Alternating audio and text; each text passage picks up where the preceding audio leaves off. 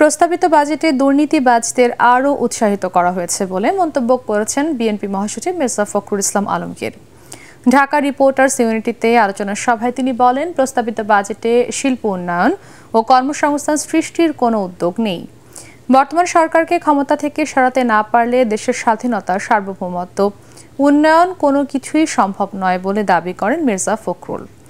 সরকার বাংলাদেশের সব প্রতিষ্ঠান ধ্বংস করে দিয়েছে অভিযোগ করে বিএনপি মহাসচিব বলেন, ভারতের জনগণ ভোট দেওয়ার সুযোগ পেয়েছে বলেই মোদির হিন্দুত্ববাদ প্রতিষ্ঠার প্রচেষ্টা রুখে দিয়েছে।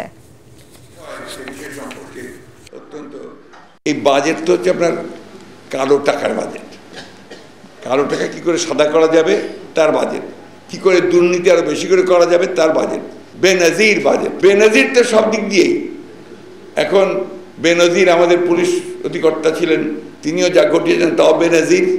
এখন বাজেট হচ্ছে তাও বেনজির। সাবেক আর্মি চিফ ছিলেন, তিনি যে ঘটিয়েছেন সেটাও বেনজির। আমাদের সব কিছুই বেনজির। এখন মানুষকে জাগিয়ে তুলতে পারি এবং দানবকে উৎখাত করে সত্যিকার অর্থে জনগণের সরকার, জবাবদিহিতামূলক সরকার আমরা প্রতিষ্ঠা করতে পারি। এটাই হোক আমাদের লক্ষ্য।